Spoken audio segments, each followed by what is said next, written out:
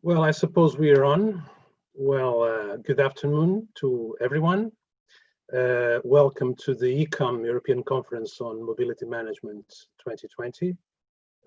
This is the sixth webinar that the conference is having this strange month of June of 2020 that we'll never forget in our lives, for sure. The sixth webinar is dedicated to the theme of social inclusion and inequalities, and that connection with the mobility patterns and the mobility management. My name is João Seixas. I am professor of urban planning and strategic planning at the Nova University of Lisbon, and I will be your moderator for this afternoon. The session will last 90 minutes, 1.5 hours, and will include a first opening introduction by Isabel Botelho, which is the Director of the Studies, Evaluation and Prospective Services at IMT, the Institute for Mobility and Transports in the administration of the National State of Portugal. I will pass you the word right away, but before I would like to tell you all the scheme that we have for this afternoon. And afterwards, we will have three speakers, one from Portugal, one from Holland, and another one from Germany. Annabella Ribeiro, Nick van Appelhagels, and Rebecca Carbauer. Then I am sure we'll have a very good time for debates and for reflections, both from you, the public, which I would ask already not to wait for the debate time to make your questions and reflections. You can make it directly via the chat to the secretary that we have in our support, and also some reflections from myself as a moderator. I will take this opportunity in the first place to thanks to some acknowledges to the Câmara Municipal de Cascais, the municipality of Cascais, which is the coordinator of all this European conference of this year, and particularly to Paulo Marques, Beatriz Gonçalves, and Robert Stussy. Thank you to you all. I would like only to say two more things, which is about the thematic that we are dealing here today, about social inclusion. The two things are about what is social inclusion in terms of our cities and metropolitan areas, and the other thing is the connection between social inclusion, social justice, and the mobility management. Of course, that we are seeing now with the pandemic circumstances that we are living today, these months, that the inequalities are both consequence and cause of the crisis, of the different types of crises that we have. One of the main issues for a good mobility and urban planning, as well as good and sound urban and regional and territorial politics, will be for the reduction of the social and economic inequalities, but not only social and economic, also spatial inequalities. The right to the city is quite crucial in these days and for the future. So, as you professionals of mobility and transportations quite well know, it's fundamental for all of us to work in more just cities, and if we do that, I am sure, we are all sure that we will make a new kind of progress, even in terms of economic development. So I will leave other reflections after hearing our speakers today. Now I will pass the word to Isabel Botelho. Isabel?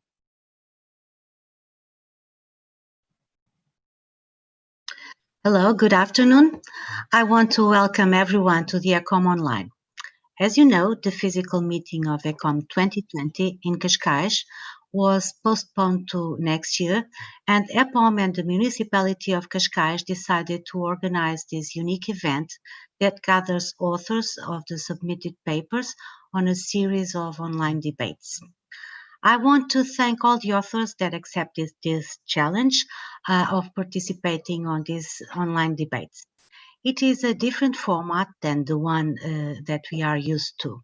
Surely, we miss the networking opportunities provided by the ECOM physical meetings and the friendly dinners, of course, but these online sessions are providing us with a new way to share our ideas. These sessions will not only reflect on the most important themes regarding mobility, but will also provide food for thought on the issue of mobility after the COVID-19 pandemic. Until the moment, we had some very interesting and participated sessions where the Isabel, focus of... I'm sorry to Yes? interrupt. We are not seeing your image. Oh, really? Yes. Oh, why is that so? But well, uh, maybe I have to, okay, Yes, you're on. okay, Now we have okay, the good, good. Well, I'm going a little backward.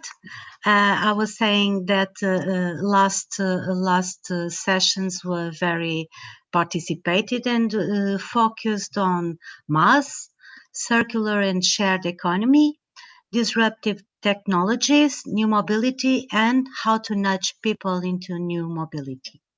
Today, we will hold the sixth debate dedicated to the theme of inequalities, mobility management as a tool for social inclusion. As a matter of fact, transport inequalities are a complex subject that can be looked at from different angles at a global level. You can look at the geographical dimension of transport inequality and identify all territories where the populations are excluded from adequate transport services. For instance, you can focus on accessibility on rural areas where you might be confronted with the lack of an adequate infrastructure, which can provide safe and timely access to rural populations, or maybe a rural area with proper transport infrastructure, but where public transport services or other sustainable mobility solutions are not available, nudging the populations into using private cars. Or even rural areas that are properly served by public transport, but only during work days or during the school months, leaving gaps, time gaps where entire rural populations are not provided with a minimum level of accessibility. On the other hand, if you rather set your focus on transport inequalities at urban areas, you will find a whole new set of different transport inequality issues.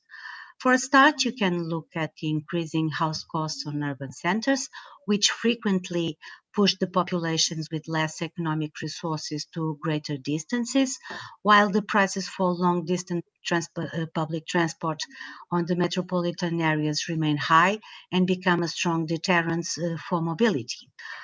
If urban population is not able to access the basic services like health, for instance, its quality of life will get worse and its accessibility levels will become even more reduced, leading to a vicious circle. We can also choose to focus on the social dimension of inequality and find that territories with good levels of transport services often contain populations that are excluded from those transport services for economic or other reasons. In fact, transport services are often built to serve the needs of the active population, and the elder and youth can easily be excluded.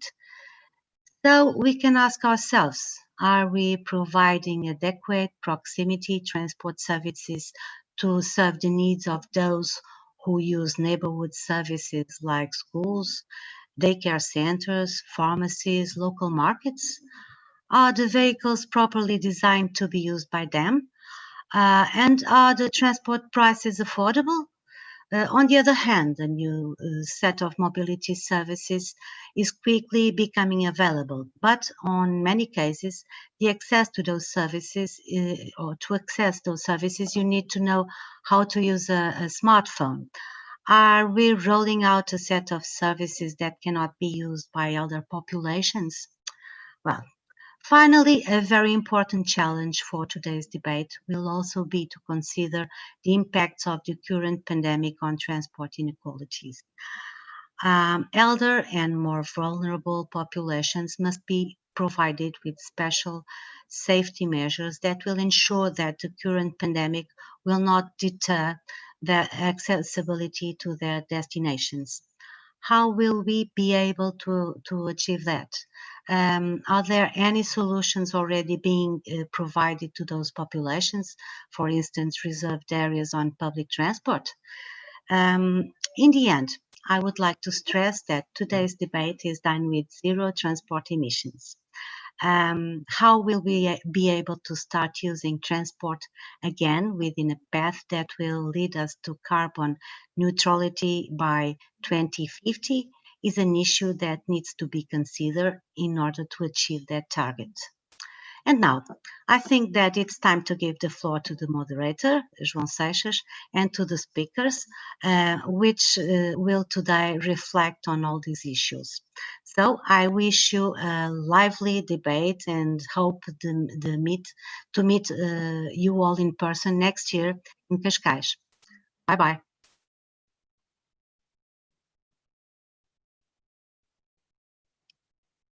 João? Yes, I have to activate microphone. Thank you very Okay. much. Well, okay, fine. You have made several main questions concerning urban and regional mobility. We will thank you for that. That's good. And also the connection with the most vulnerable groups that we have in our societies. We have many questions and some possible and necessary answers for the future, for the next future. We cannot wait too much for answering some of those needs in terms of social patterns and urban mobility, urban and regional mobility, and also due to the coronavirus impacts and the pandemic impacts, we have to take care about how the mobility patterns and mobility accessibility is going to be made in our cities and metropolises for the future. Well, I will leave for the reflections that I've told previously for the end. For the second part, I would like to present the speakers. And the first speaker is Professora Anabela Ribeiro. She's professor at the University of Coimbra in the areas of mobility and transportation. And I will give you right away the words. Anabela, please. Okay, can you see me and hear me? Yes. Yes, we can. Okay, so good afternoon.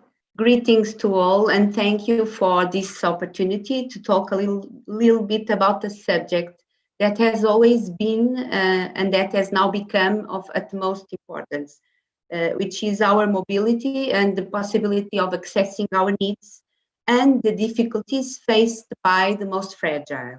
So we have now an added responsibility to think more within the social sphere, which has become a word now full of sides, and at the same time outside the box, about the future in which happiness is possible despite these new difficulties. So the word happiness is something I would like to start with because it brings countless correspondence within our daily life, starting with the mental and physical health, and so if we can move easily and safety. So these are the words for the future, in my opinion, in what concerns mobility management. So which are happiness, health, safety, both at the individual and at the collective level. So the term efficiency, I think we don't need to worry with it because it is implicit in these other words. So focus on social besides the usual environmental, economic, and institutional sustainability. So this means thinking about everyone and start thinking with the most forgotten: children, older adults, people with disabilities, and other type of difficulties in accessing the activities, like being poor, for example. So rethinking cities for them, for these groups, is rethinking cities for all. This has been central in my research work in last years. The MobiH project, I will just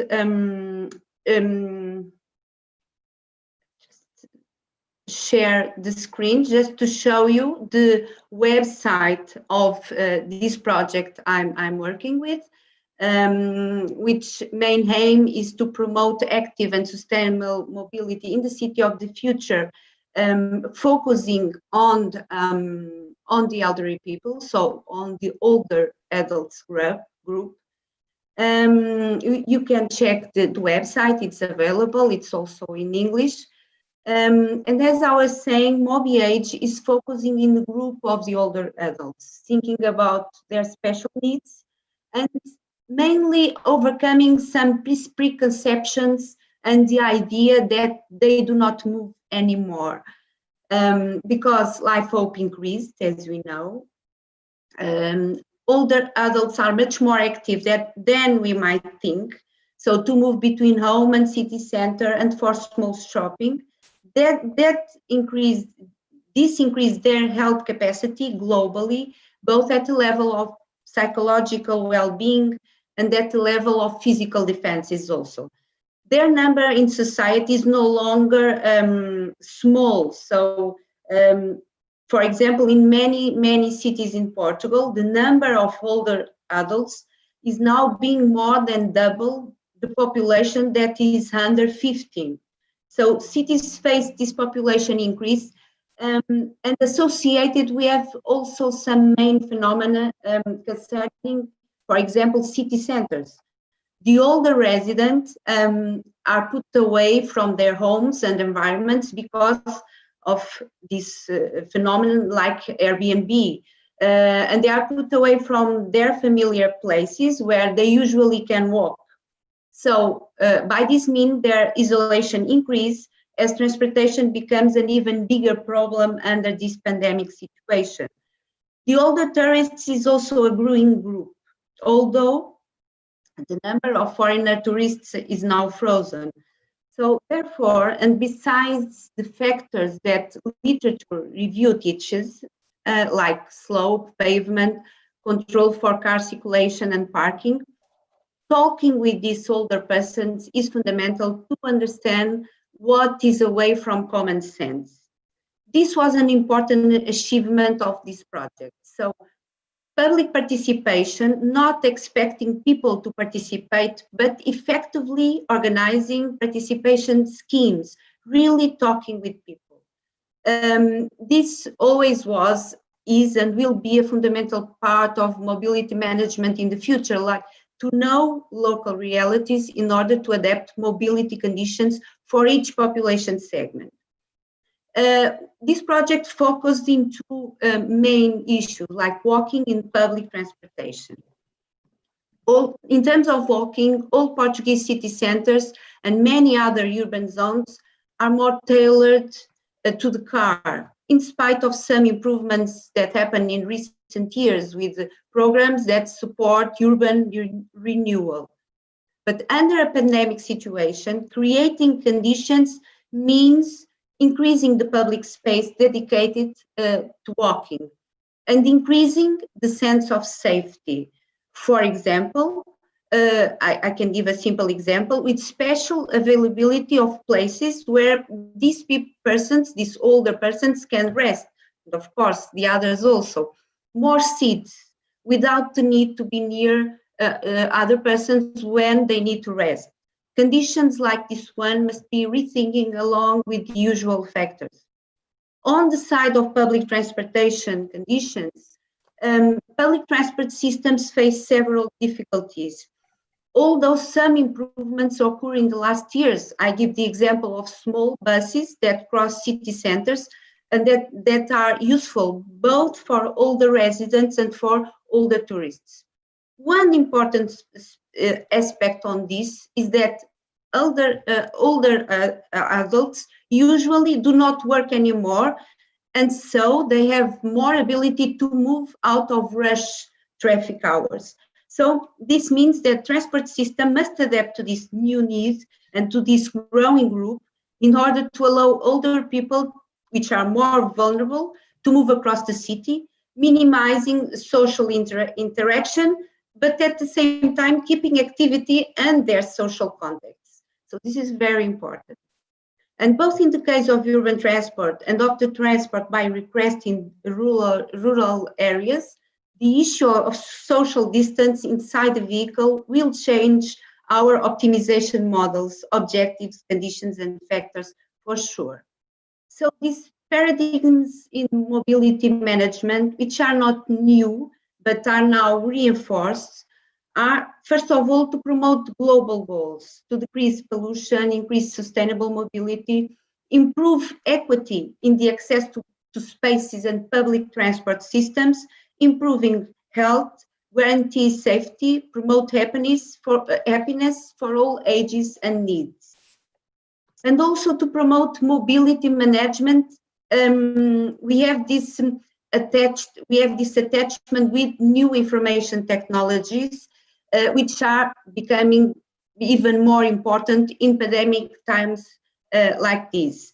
But at the same time, technologies must adapt to all limitations and needs. And this is a huge challenge for the future with the arriving of shared, automated, and electric mobility also. So another important issue is to minimize the going to some shopping, the delivering of small goods will increase. So, for example, just to give a small example, cargo bikes are there to help, and globally bicycles are a fantastic and resilient transport mode, even for older adults. So above all, we also need to control for the increase of trips by car that we can expect from this situation, because among other consequences, they take out city space that should be available for walking. However, for the elderly that still drive, and for the elderly that will be able to use automated shared vehicles in the future, we can expect that. The priority to park near shops, for example, must be established. Multimodality might be especially important in terms of most of the trips done by this group, combining walking and public transport. So, above all, what city do we want in the future? We must start to visualize the future city and its new mobility trends. So, think outside the box, think ahead all the time. Mobility conditions and accessibility possibilities are the main trend in future cities, relating, conditioning, and promoting many other aspects of our lives. But the future tends to be more unpredictable, so models need to change. And the relation between urban development and mobility is even more tight now. The rescheduling of working and leisure times can help to minimize the impacts of our access to activities in terms of safety and health.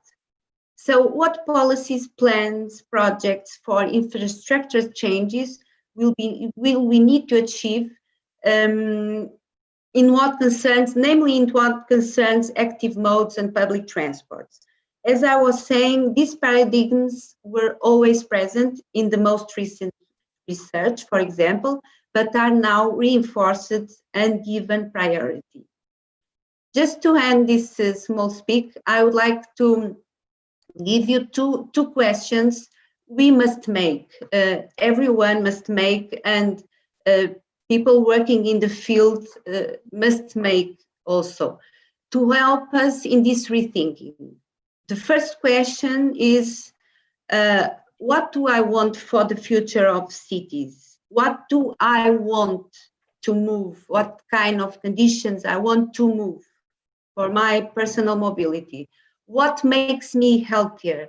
What will make me happy? And to my children. So this is the first, not a question, more like a group of questions. The second group of questions is, how can we act as collective in order to have the best possible conditions for all the groups, to include everyone? What are the givebacks and the trade-offs each individual and each group needs to make? So what can make my neighbor children and grandpas happier. So I think we should make these questions all the time while doing our researches and while contributing to a better society in the future. Thank you. Okay, thank you very much, Annabella. Please stay with us. Your contribution is being quite remarkable. Main questions that you ask. I ask for Beatriz to put me again. Am I on? Yes, because I'm not sure about it. Is it? It is. I suppose, yes. Okay, I suppose so. Nick, I will pass you the word right away, but before that, just a small resume of what I understood from the important issues that Annabella has raised. In my view, in terms of three fundamental dimensions. The first of all about political philosophy itself and what are the main values that should drive us in the management and in the strategic planning of our cities and our territories. She has spoken about not about spatial distance, but about social distance, which is quite fundamental for us to understand, and about a concept as vast and transversal as happiness. Of course, some of our main economists are being discussing for more than 2 decades ago, including the Nobel Prize Joseph Stiglitz, for instance, about the importance not to measure the progress not only in terms of GDP, but also in other indicators, namely the happiness indexes. That's not easy to put in the main political agendas, but in the cities and the territories, maybe we can have some very good grounds to do that. So it's a question in terms of political and economic value. The second question, when Annabella told about, she is researching on the elder people, and we in Europe know very well that our continent is becoming quite old in terms of demographic situations, and the importance to talk with them directly and understand their possibilities of mobility in the territories. That's fundamental too. So it's a kind of second part or processual part in terms of co-production of politics in our different scales of the cities. And finally, knowledge that we have. We have already some very good knowledge and technological capabilities to make that changes in terms of urban planning, in terms of multimodality, management and understanding, in terms of shared mobility, as I'm sure one of the speakers, I suppose it's Rebecca, is going to speak about that. So main issues that have to be discussed. And now I will give the words to Nick. I will try to say it. Dutch is a very difficult language to speak, including the names, as you know. Nick van Happeldoorn, I hope it is all right, who works for something called Metamorphosis, which is a concept I like very much in terms of urban management and understanding at Breda University. And I suppose he's going to speak about child-friendly neighborhoods. Nick. Hi, yes, that's the plan. Okay. Thank you, Isabella, for your talk. It's really interesting to see that even though your research focused more on the elderly, my research is more focused on the younger generations, and that there are a lot of connections between them. So thank you for this opportunity. And since it is a debate, I also organized my part in the debate structure. So I will sort of begin with painting the context that COVID-19 is affecting our society and mobility management right now. Then I'll post my statements in relation to this topic, and then I give several arguments that underline the importance of that statement. And to close up, I will give some practical examples from the project Metamorphosis, and also a bit of a sneak peek for the projects called Dignity, which really focus on the barriers for digitalization for elderly and mobility poverty. So the first step. So currently the world is quite on hold during this coronavirus, and this will probably continue to do so for quite some time. Like we can hope that we have a vaccine within a year, but that is quite ambitious. If you look at what we did for the AIDS virus, for example, it took us 40 years and we still don't have a vaccine, and we spent so much money on it to get it. So to think that it will be here for quite some time is quite a good chance. So and even if we manage to get it soon and are able to produce on a large scale, if we don't have to cool it, the vaccine, so we can easily distribute it and make it affordable, we still have one problem left. There are 6 known coronaviruses to affect the human population. With 3 of them, we know that if you get a severe case, you will be immune for 1 to 2 years, not longer than that. So the simple idea of herd immunity for this coronavirus is just hoping that you will be immune for a longer period. But also, if you have a vaccine, then the chances are really good that it only gives you immunity for 1 to 2 years. And then if there's mutation, it will be a hit or miss. So this will really impact on how we see our cities, how we live our cities, and how we move in those cities. Because how does it impact mobility? As we know, people travel less. We are here now digital instead of all in Portugal, but also on a daily basis. Like in the Netherlands, for example, public transportation is less than 30% of what it used to be, even though we have a public transportation COVID capacity of 40%. So there's an overcapacity in public transportation, and that is something we haven't had in years. Like trains are always overcrowded, and now there's an overcapacity. At the same time this month, the amount of car usage was at the same levels as pre-corona times. So this is really a big challenge that we see people still very conscious about the coronavirus, travel less, but if they travel, they often choose for their car. And there's also a light bulb. A lot of more people use active mobility measures, even in the Netherlands, like the sale of bikes has never been better in a long time. And this is not something we only see over here, but we also see it in other countries. People are really going to explore like what active mobility can do for them. So this is the context of where the world will be going now. Like we will have COVID here around for quite some time. Public transportation is going to be less popular for quite some time. Shared mobility is possibly also going to be less popular because you don't know how clean it was. And if the person who used it before you might have COVID. And if we think then, and people want to cycle more. So if we talk about inequalities in mobility management as a tool for inclusion, the first thing that triggered me was inequalities. Are we going to talk about equalities or equity? And I would like to share like a picture with this, which really was insightful for me. Please do.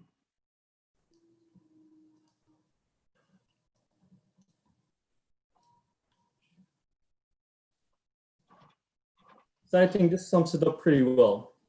Equality is giving everybody a bike. Equity is really tailored to the needs of a person that they can actually use it. And I think that the roads are a perfect example of an equal approach. Like the road is there, everybody can use it, but then there's the if you have a driver's license and if you have a car. And this is something that is going to change. Like if we want to think really about inclusive mobility management, we also have to talk about the equity of the measures that we include. So the equality is the state of being equal, especially status, rights, and opportunities. Everybody, and equity is much more about granting equal opportunities for people to use it and to really tailor to the different needs so people have the freedom to do so. Like in the example I showed you, you can give an elderly woman a bike and then hope she will use it. But if she's in a wheelchair, chances are not very big that she will do it. So this is really about thinking, what do different groups of people need? And that is also what Isabella did with her research. Really talk to the elderly and ask them, what do you need in order to move around, to be happy and have a sense of social inclusion, social equity, and spatial equity. And that is also something I focused on,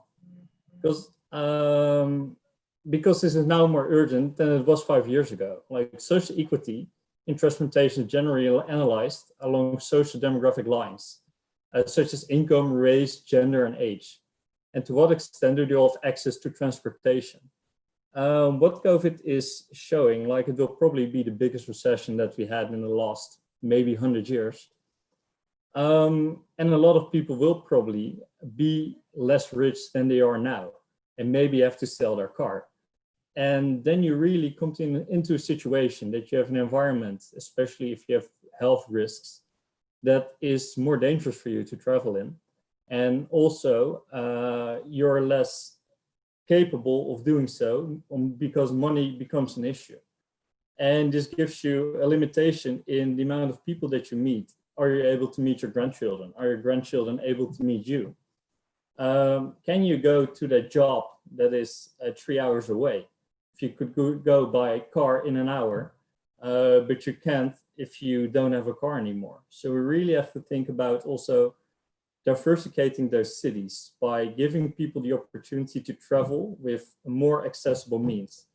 And also something that Isabella mentioned, bikes are a great example of that because the investment is relatively low, but then you also have to check out like what do those people need to actually use it. And the other side is the spatial equity part of it. So spatial equity, at the moment you see great examples, for example, in Paris, in which it's transforming its city center to be more bike positive, to give space for people to cycle around. But those are often also the locations that not necessarily need the biggest investment. Like if you look at the outskirts of a city, there is less opportunity for public transport. More people have to use their car, and cycle lanes are often not invested in.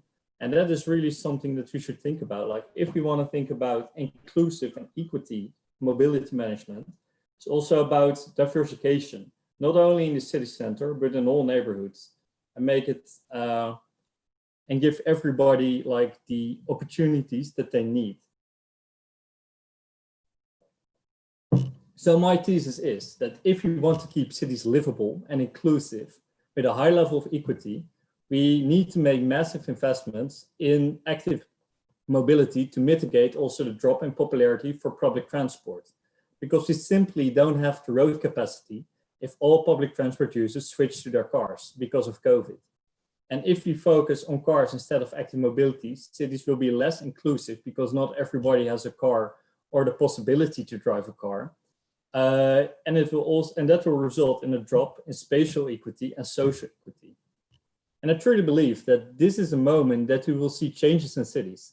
Like some cities will really make that step towards active mobility, and other cities will have more of a business as usual approach and let the car flourish again, which is not an impactful, not a positive thing for our cities. And this is something, if you want to have a city that functions for your children, that you feel happy in, that you have a clean environment, a healthy environment, more cars is not the way we should go to. So the big question is like, we can promote active mobility, but do people also want to use it? And that is something my research focused on. Like if you look at Metamorphosis, it's a project that is for 3 million. It's in 3 years, and we invested in 7 countries, all sort of behavioral change measures with children, and see like, do they work? Like what works in that city? Why does it work in Tilburg, but not in Alba Iulia in Romania, for example? What are the cultural differences also between Southampton and how we in the Netherlands perceive bike usage? And one of the parts that we did in that research is that we asked for 10 primary schools in Tilburg, all the children, how they currently going to school and how do they want to go to school. And that was something that surprised me quite a bit because the car usage didn't change. Like children that at the moment are currently going by car to school probably have almost the same percentage of how they want to go to school. So if you are not affected by active mobility or don't try it out or don't experience on a daily basis, you're also not that inclined to start doing it. The massive change within active mobility was between walking and cycling. Because on average in the Netherlands, which is really a cycle-friendly country, 28% of the kids came that day to school by bike. But 84% of those kids wanted to go by bike. That is a big change. That's almost 20% more kids that are currently walking to school that want to cycle to school. And then we ask the question like, why do they at the moment mostly walk to their school? And it has to do also with school policies. but also mobility poverty could be a great way to investigate more. And that's quite new on our radars. And currently we're investigating like what could be the explanations for the differences between schools. And really look, okay, could poverty could be an issue? Could ethnic background be an issue? Could like the policy from school be an issue, to really pinpoint that out? If you know more about that, we'll probably talk about it on the next Ecom conference. But it shows that kids want to cycle to school, and even in schools where there was already a very high percentage of kids that were already cycling, more kids want to bike to school. And that is also something I experienced in Canada. I worked on a project in Calgary. It's a very car-dependent city. It looks like an American city. And people really take their car to go to the other side of the street to buy a bag of biscuits. And there they created a separate cycle lane, because it's so important that you also create the sense of safety. And in the beginning, it were only like the fit, healthy men in their with their helmets and their shiny clothes going on their bikes, because they had the courage to do it over there. But when they implemented the separate cycle lanes, the amount of people who use it doubled every year. And I think that's also a challenge, to see like how can we design it in a way that a kid who's 8 years old is able to cycle there safely, and also elderly woman for the age of 80. How can she move around safe in that area? Because if you design for both target groups, it will work for everybody. And that is really a big step that we have to make in cities. When I was last year in Zurich, that was the first time I fell off my bike in years. And that was because I had a big Jeep driving in front of me and a big Jeep behind me. I had to cycle on the road because there was no separate cycle lane, and the big Jeep put on his brakes. Nowhere I could go, so I fell. And that is for someone who was a Dutch guy, practically born on a bike. And it was for me really insightful. I think that is one of the first steps we should make if you want to think about inclusive city designs. Think about the needs of the different groups and how we can cater for them. And this is also something we are going to investigate more in the other projects, what's called Dignity. Dignity really focuses on mobility poverty and the digital gap between elderly population and mobility. Because it's great if we have all those new technologies in mobility, but if they don't know how to use it, it's not inclusive, and it will also not create an equity approach to making cities more friendly for all, to have a more happy environment for your children as well. This is a project that's now in its beginning stages, and we do it in 4 cities, in Ancona, in Tilburg, the region of Vlaams Gewest, and in Barcelona, and we're really figuring out on how that works. And it's really about changing the mindset also of the people who live in there, because if you show that people actually want to travel actively, how do you get also the political pressure to change the city? And that is something which was for me very powerful in Metamorphosis. What we did, we in Tilburg organized 6 school scans. So what you do, you walk with a group of kids through a city and ask them, what did you like and what do you don't like? What should be improved? And then you ask them to come up for solutions. After that session, you let them present it to city officials. And just after doing 6 school scans, Tilburg is now rethinking all its school zones with the input of children. And it's really about the coalition of children, their teachers, and their parents. If you have those 3 in one room and they agree on something, there's a good chance that we have sufficient political power to actually change something in a city. Because I'm also not a spin doctor, but for a politician, it is quite hard to be against the wishes of children. It's not very likable. So if you have them on your side, and also the elderly population, and really have that active participation process, there are great things you can do in a city to make them more inclusive. So as a closing statement, to sum it up, I really think that COVID will change our mobility also for the upcoming years. It's not something that will be fixed next year. We can just favor car mobility to mitigate the drop in popularity of public transport. We just don't have the road capacity for it. And not all groups are hurt equally from this pandemic. And that is something we should really think about, also from an equality perspective. Equal is to restrict all the people to travel outside and have a full-on lockdown. even though the equity approach is more focusing on who has the biggest risks to do it. That's the fairness in it. And that is a very difficult debate to think about. And I found it hard to have a position in that, but I think that is something we also should discuss today, like what is the equal approach and what is the equity approach?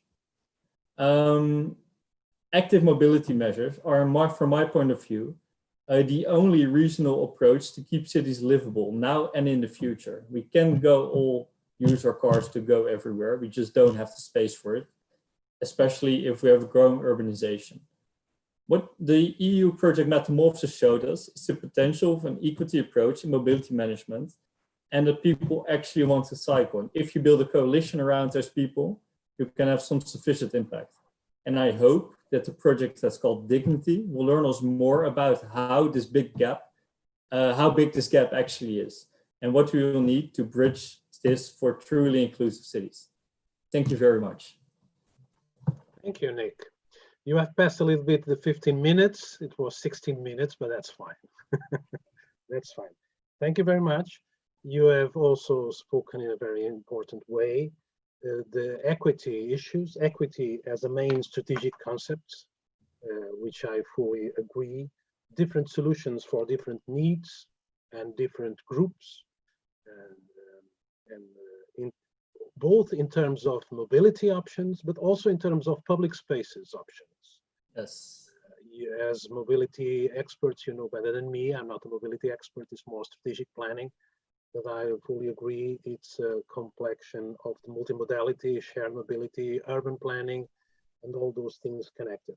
The focus that you put on children, and much more than on children, on schooler communities, if I might say, I don't know if these are the right words in English, schooler communities, in terms of children, teachers, and families, it's relevant.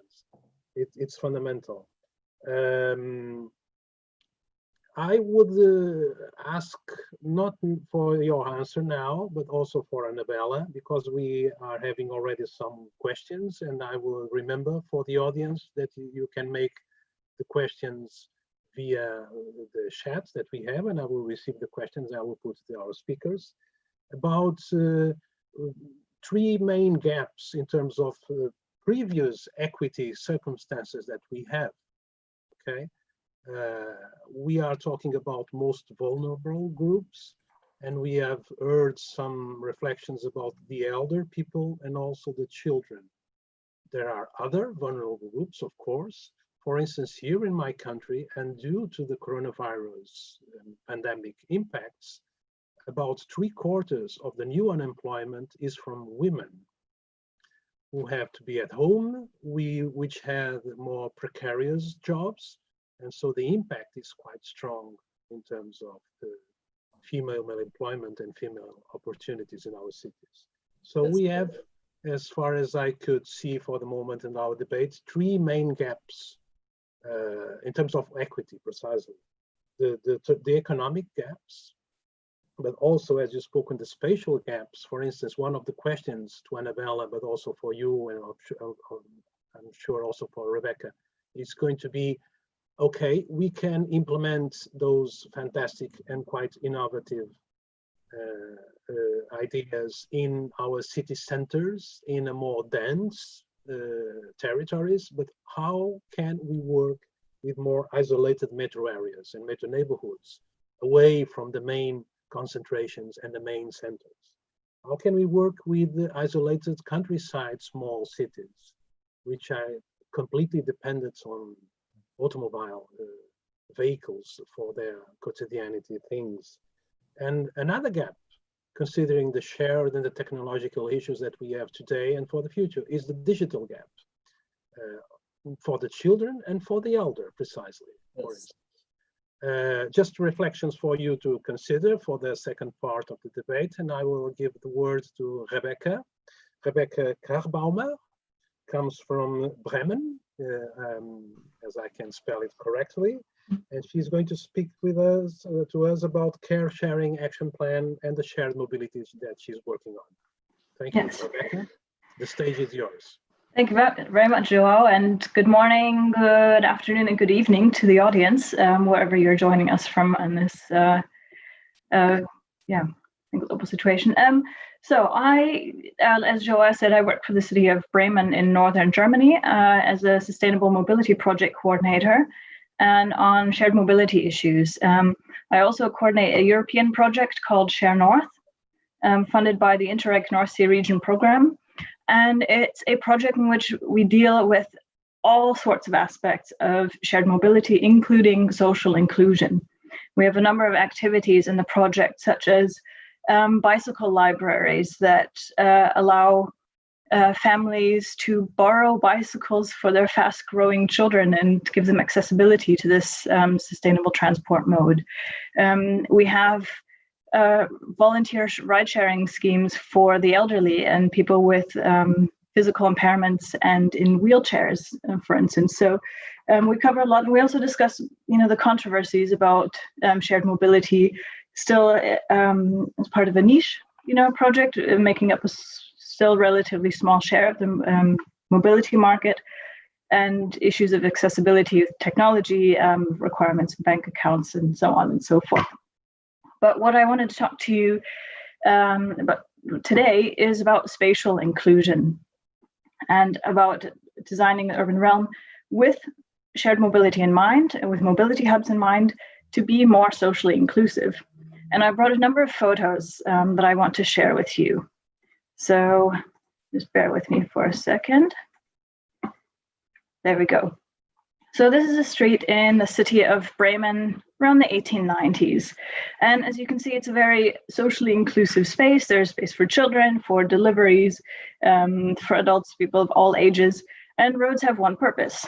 It's access to these towns. And you can imagine what it looks like now. This is a case that's not unique to Bremen, but very common in many cities across the globe.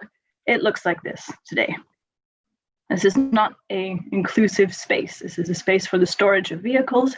And as you can see, there are no children on the street playing, which would be nice to see.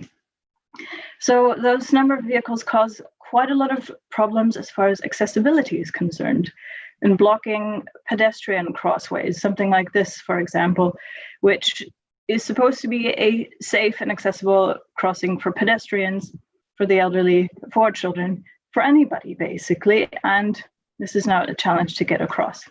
Here's another example, either out of sheer ignorance or disregard. This is a pedestrian space with tactile elements for the visually impaired. But these automobile owners seem to think that it's a parking space exclusively for them. There we go. And here, another example of new forms of shared mobility. We call them disruptive forms of shared mobility that also pose a new challenge for cities and the social inclusiveness and safety of that public space. So while for some members of the public, it's a sheer nuisance, like this trash truck driver who can't do his job because he can't get through, because a number of people, or the woman here on the left on the sidewalk who is just unable to get past with her bicycle and not walk by due to cars parked in the pavement. For them, it's a matter of inconvenience. For other members of the public, however, it's a matter of freedom, that freedom to move around the city in a safe way, and even just to get out of their front doors. This is a newspaper article from a few years ago where an elderly gentleman got stuck between a trash can and a car. And this is a situation that's unacceptable, but quite common in many cities, I would say. And it's also a matter of safety. When our friends in the big red trucks can't get through the streets because of the number of privately owned vehicles, this poses a safety threat to everyone. What do we do in the Share project? And it's something that many cities around Europe, at least, are starting to implement, are mobility hubs. Hubs for shared mobility in an easily accessible, highly visible place in the public realm that connect several modes of transport and sustainable transport. In the Share North project, a mobility hub for us always includes shared cars. and sometimes public transport, cycling, and pedestrian infrastructure. And in Germany, they're called Mobilpunkte. In Belgium, there are Mobi hubs. In the Netherlands, there are Mobipunkten, mobility hubs. The concept is basically to provide in a decentralized format in places where journeys start, to provide alternatives to individual car ownership and modes of transport that make it easy and flexible. And those can be the large hubs like we have in Bremen, the Mobilpunkte, or smaller, really small-scale neighborhood-size hubs called Mobilpunktchen, as we call them here in Bremen, with just a few vehicles and aspects. But when I talk about the issue of social inclusion, it means that mobility hubs, Mobilpunkte, can be so much more than just making different modes of transport available to the public. They can go above and beyond, especially when planners think outside the box. What else can one do for the community? And for us, that means improving spatial equity simply through how we design these mobility hubs and services, like accessibility for trash collection, fire trucks, large vehicles, public transport in very narrow neighborhood streets, or improving simply pedestrian crossings through changing intersections to be more barrier-free with tactile elements for people with visual impairments, lowered curbstones for people in wheelchairs, walkers, and so on. So, it goes much more beyond providing mobility services. We always do something a bit extra. Here's another example from one neighborhood where it's a school crossing near a school, where you can see the before and after images above. How implementing a mobility hub there gave us the opportunity simply to improve the design and make it more inclusive and also safer for especially vulnerable groups by reducing the size of the intersection.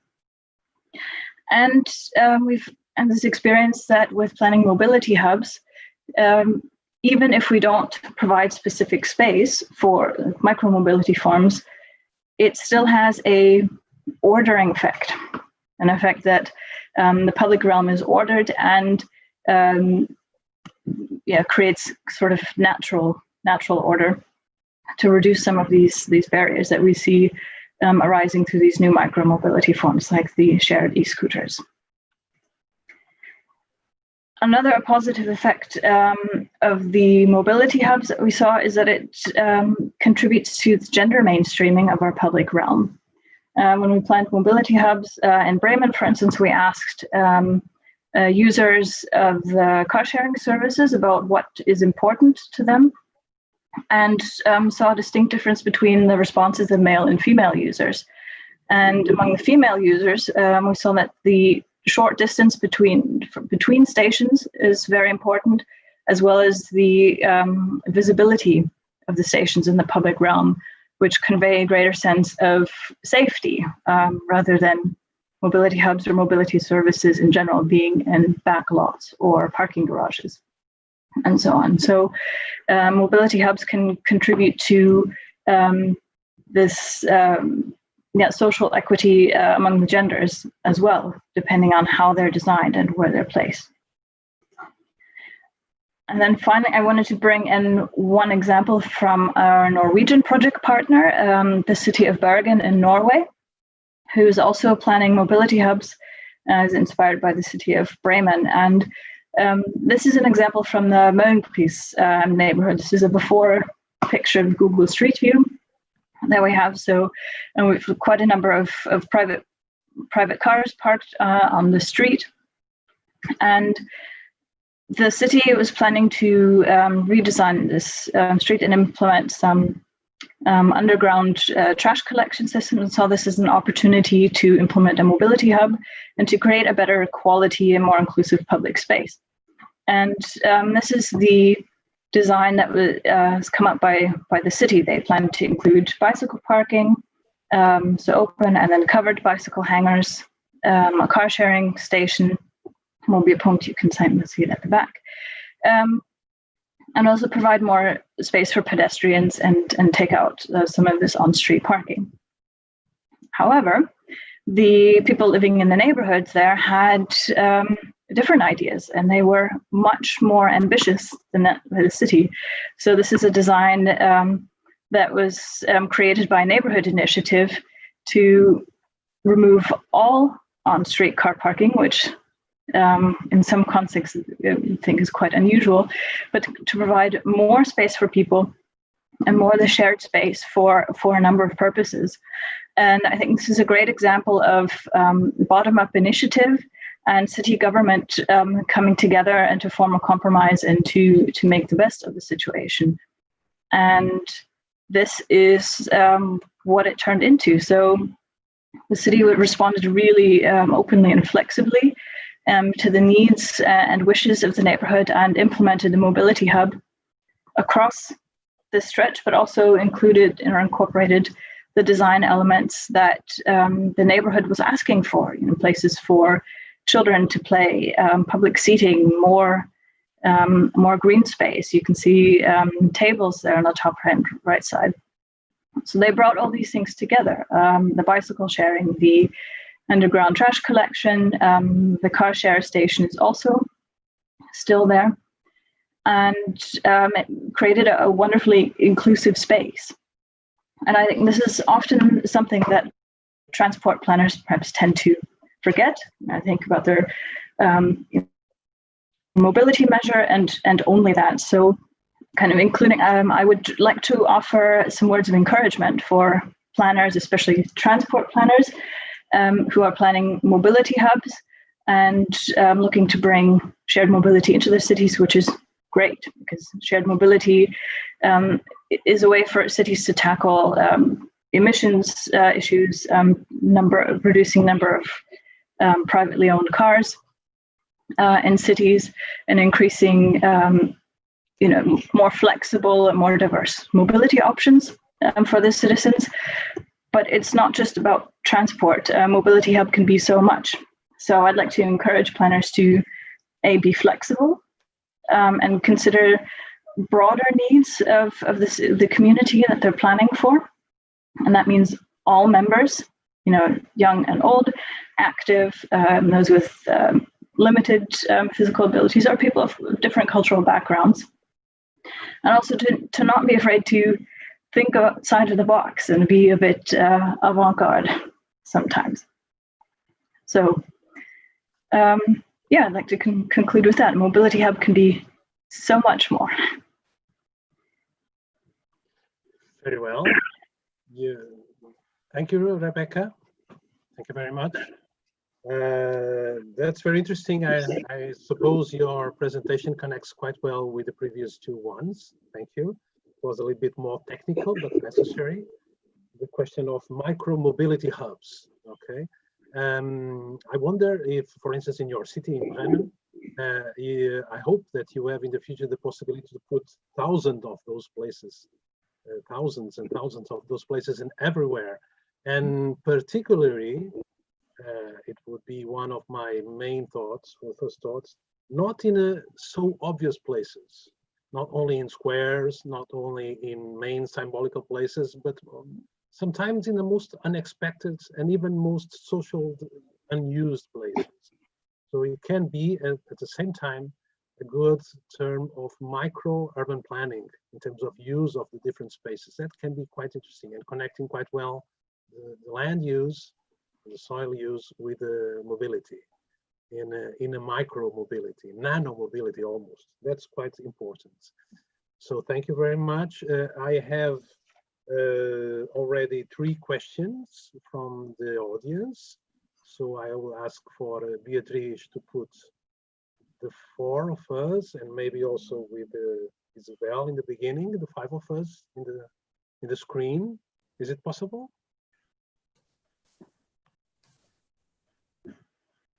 Well, while she's trying to do that, I see that I have at least 3 questions for the moment, which are quite relevant. So I'm going to put it, one for Annabella.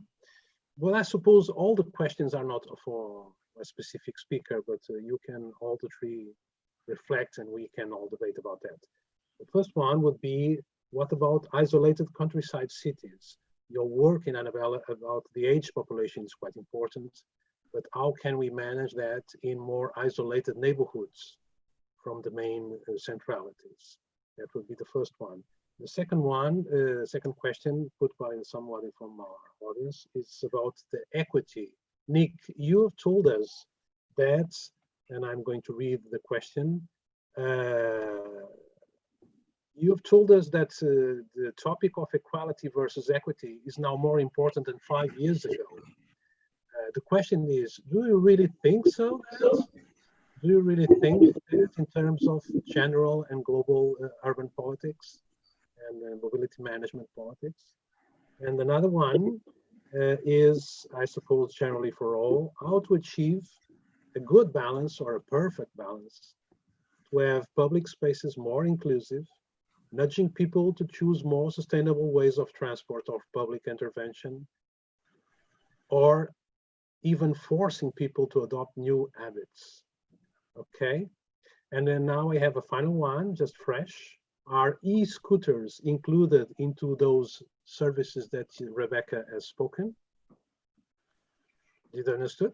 Okay. No. Okay, so I'll pass for the same order, first Annabella, then Nick, and then Rebecca. Okay, so I believe the first question or the first issue was about in what concerns less dense areas, namely rural areas.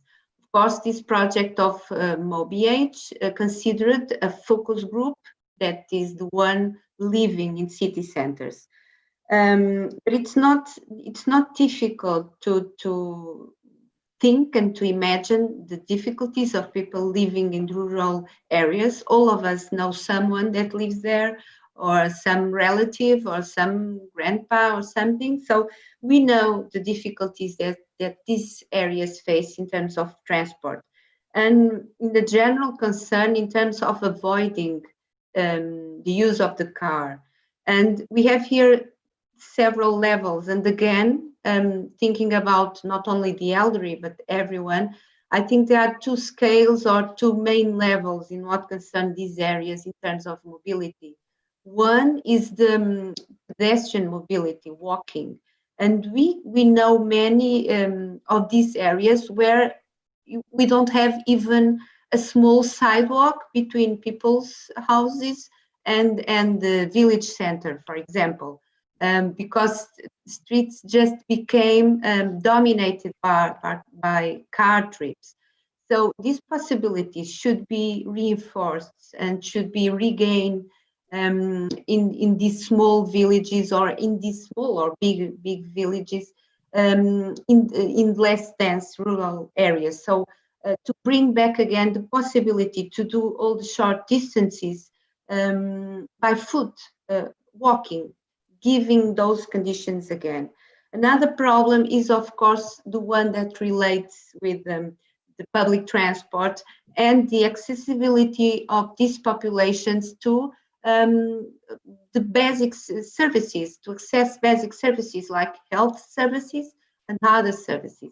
So I think there's a big challenge. I believe it's one of the biggest challenges at the moment in terms of mobility, is precisely how to design and how to manage transportation systems that are affordable, that are feasible, and that can support these needs for mobility, like the on-demand transportation systems and these kind of possibilities to shared systems. I know that, as Nick was saying, we are now in the period where for some time we don't feel comfortable in using shared vehicles.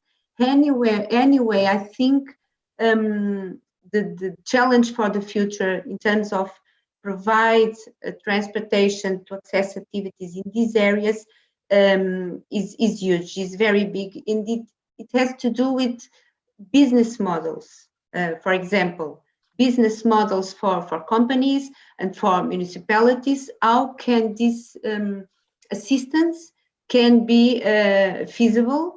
Of course, information technologies will be a very important, are already and will be in the future, very important ally.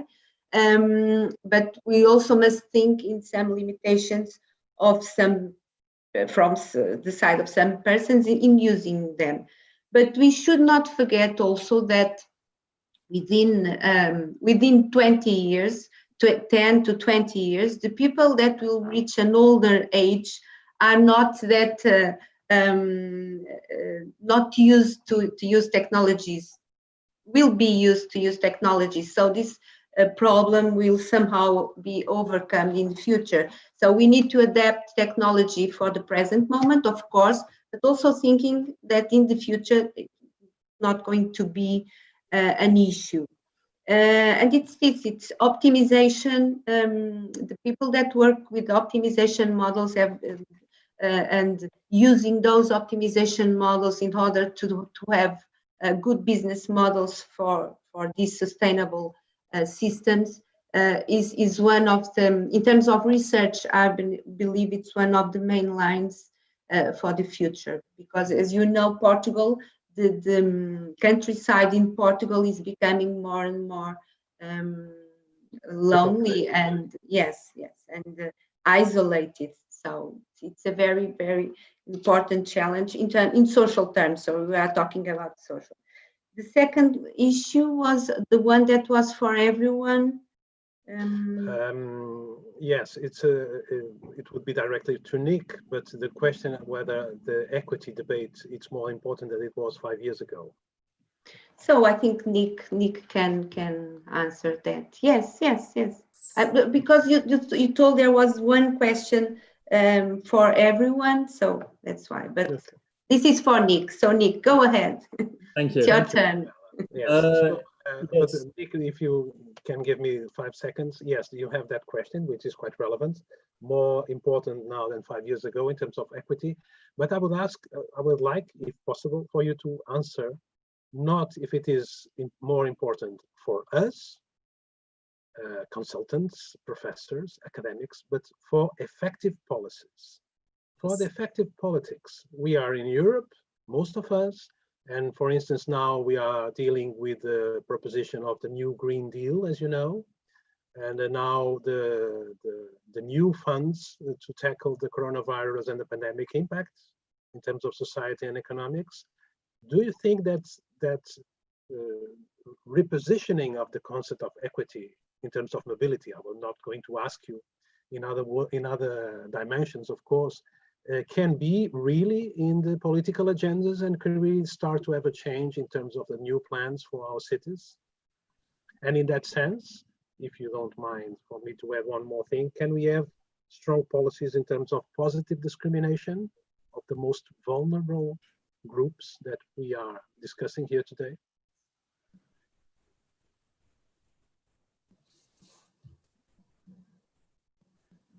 Yes, I was writing it down so I don't forget it. Perfect. 1, 2, 3.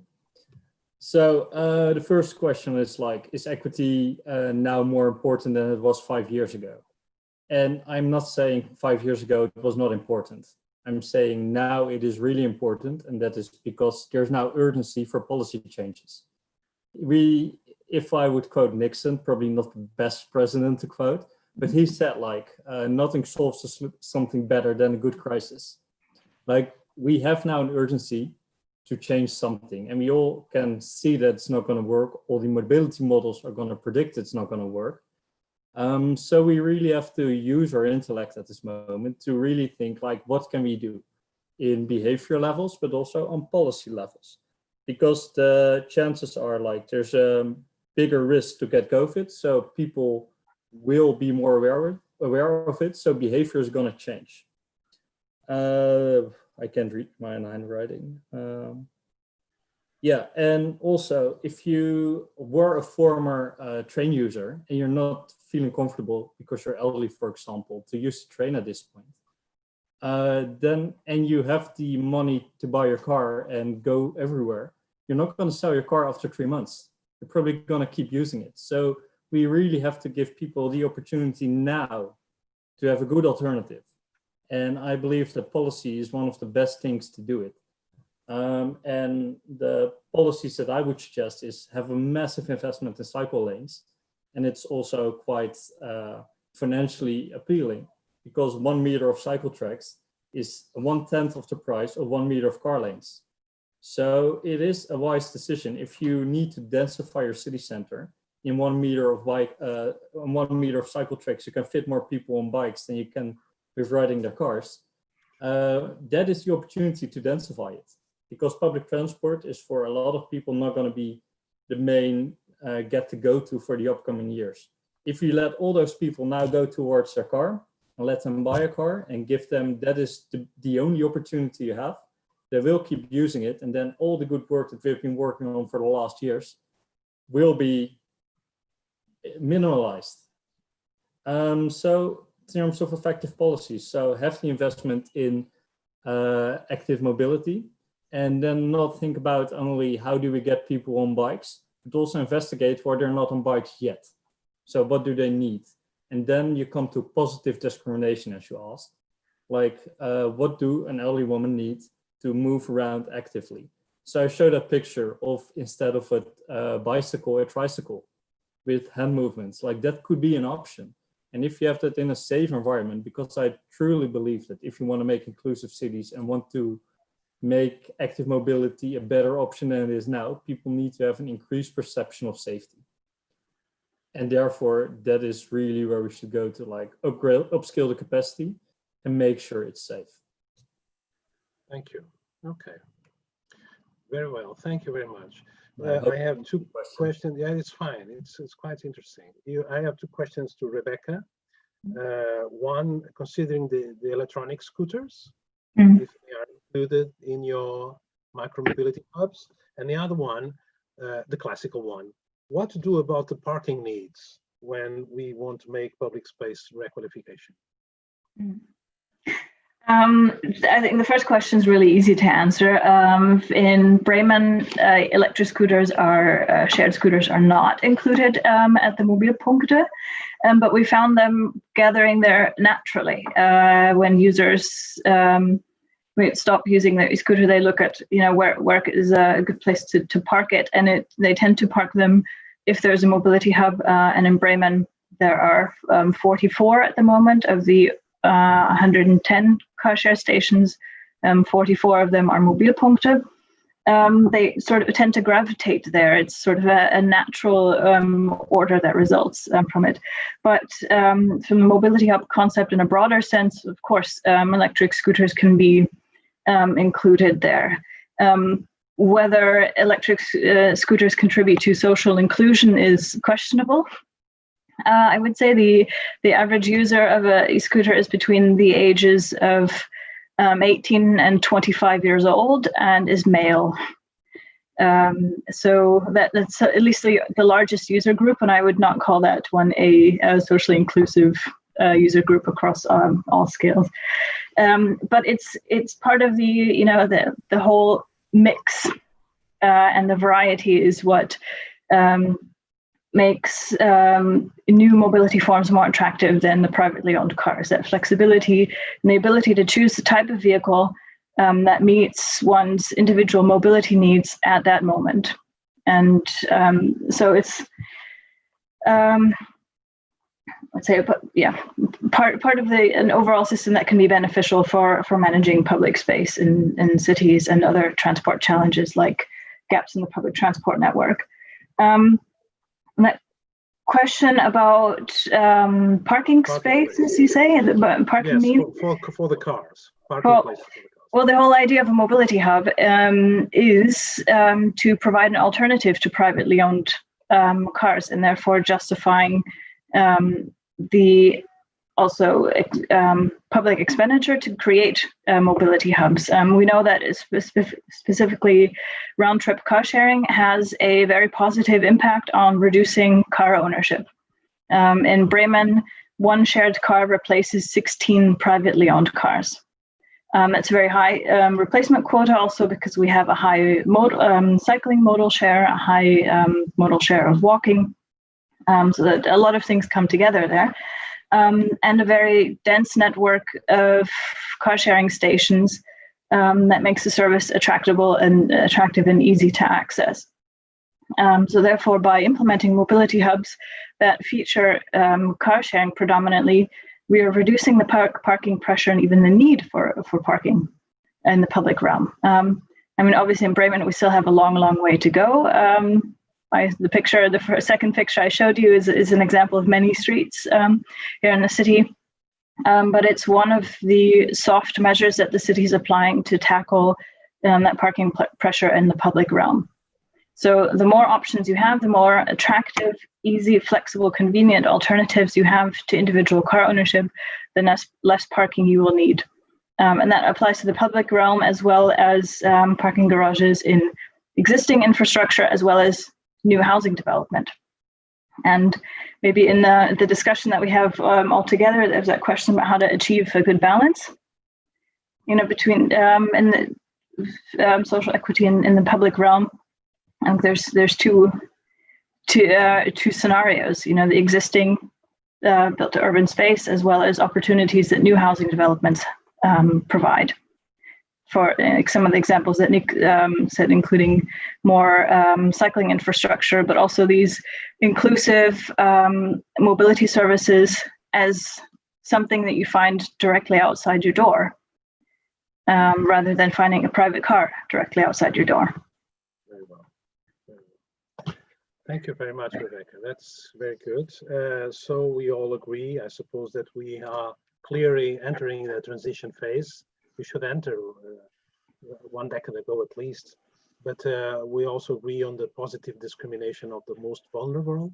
And when we're talking about the most vulnerable, is not only about the classical social groups, it's the most vulnerable in terms of the demographic aspects, as you said, the elder, the children, but also in terms of socioeconomic circumstances. We have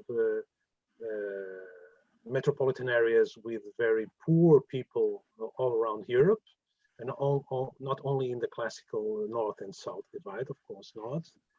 We have to understand it in the inner circumstances of our cities, even if they are small, not only the large ones, but we have to make that positive discrimination. That would be possibly the best circumstances. I remember almost 20 years ago, an educational expert told me we should put the best teachers in the most problematic schools. Maybe we should have the most interesting and innovative mobility solutions in the most unexpected places. That would be also interesting in terms of social inclusion, in my view. And that's for you to think about, just a reflection here on the debate. I would like to hear all of you three in one final comment, considering the coronavirus crisis. Do you think it is going to deeply change not our mobility patterns? We still don't know, but at least the views that you have on your focuses of your attentions of your research projects in the first or in the same order. Annabella, Nick, in the same. Yes, as I said earlier, I think the lines of research and of concern we are working on, I think they are kept the same, but they are reinforced with new through this new situation, with new factors, with new things that we need to integrate. And I think that overall, besides of all the things I already spoke about, we need to, there's no longer sustainable the way globally we move using a car for the car with only one occupant, a car with a combustion engine vehicle, with only one occupant for short distance trips. There's no longer sustainable. Fact, that's a fact. So everything we should do in the future, because it has a lot of consequences, etc., emissions, so there's no need to talk about that. We all know that it's rather complex, but I think that all actions we should do in the future is to minimize this type of trips. And that includes, as Rebecca was telling us and giving those examples in Bremen, to limitate parking, to tax park, etc. So there are a lot of actions that municipalities, starting with the policy, of course, global, national and local policies that can use to tax the use of this of the car for this kind of trips, in order to limitate them, and then to use this money to feed other type of systems that provide this more sustainable way of moving and thinking. So there's a lot of things we can do. Of course, the problem of the need to keep social, physical, it's not, in this sense, it's not social distance, it's physical distance. We need to keep for now. And as Nick was saying, even if we get coronavirus, we only have 1 or 2 years of immunity, and then we might get it again, or a new virus. So we have to expect this kind of things in the future. So that means that cities globally need to rethink how we use public space, because it's about inside our homes, it's something, but about public space that we all share. We need to rethink this space. We need to create extra space, extra conditions, both from the side of public transport and of transport systems, how we can share those systems, but with safety, or on one side, and on the other side, in terms of urban design of cities of the future, we also need to rethink this urban design, because we need to have conditions to move and to move safely, giving this highlight and this promotion of the active modes of transportation, which are there's another thing I would like to say about the active modes that Nick also stressed, is that they are highly democratic. We're running out of time. Yes, they are highly democratic. So if you improve them if you improve the conditions for people to move in short distance by walking or using the bicycle, you are, as a politician or as a technician, you are promoting highly democratic conditions for people to access jobs and for people to move. Of course, you can translate that into public transport also, but that's it. I think that our concerns for the future should be focused on this kind of issues, for sure. I fully agree. Yes, Nick, thank you very much, Annabella. Nick? Yes, so how the COVID-19 virus will change our mobility focus in our research. I think there indeed will be a change. If you look at population growth, it will continue to rise for the upcoming 80 years. And the chances of another pandemic are closely connected with that population growth. So the chance that we will see another one in the upcoming 80 years is not unlikely. So this is really something we should think about. And the focus on our research projects, something that we completely neglected in the last 10 years. How can we have safe, and by safe, I mean now clean mobility. So especially shared mobility, how can you do it in a way that you don't infect other people by doing so? And that is something in our work field we have probably no clue about. And that is something we should really think about, like what are the health implications for our mobility patterns at this moment, especially for Europe with an aging population. Okay, thank you very much. And Rebecca? Just to counter a little quickly, Nick, shared mobility forms aren't more infectious than the supermarket shopping cart or the door handle that somebody has touched before. I mean, we shouldn't forget that COVID-19 is most infectious for droplet person-to-person infection. So I know the shared mobility companies are doing quite a bit right now to deal with the fear of infection in vehicles and developing quite proactive hygiene concepts. So not to scare anybody, but I mean it's a valid fear of users. You're right. What hasn't changed with COVID-19 is the need to reduce transport-related emissions. Climate change is still an issue, regardless of COVID-19. social inclusion, inclusive spaces is also still an issue, and it always will be. So the need to revise parking strategies, to reclaim public street space from privately owned vehicles, all those things haven't changed.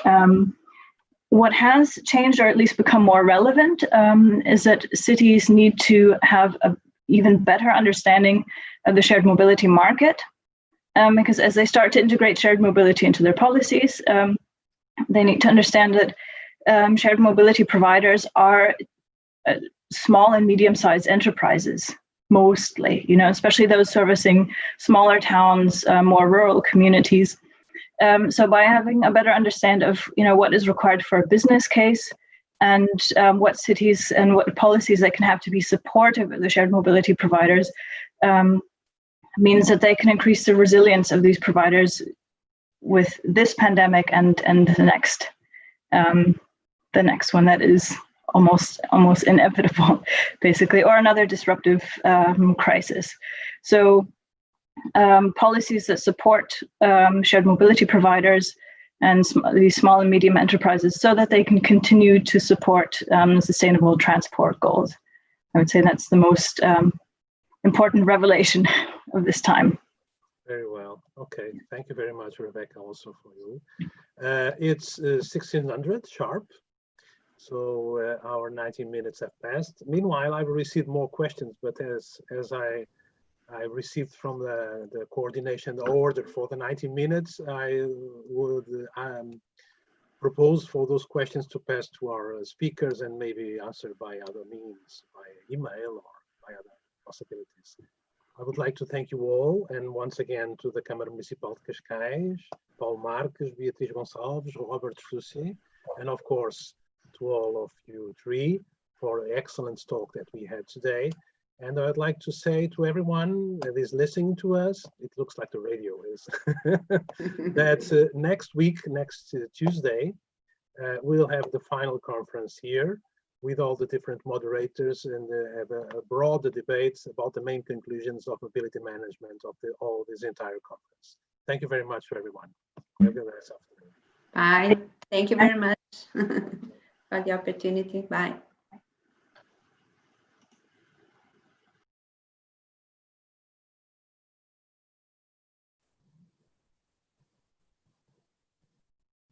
Okay.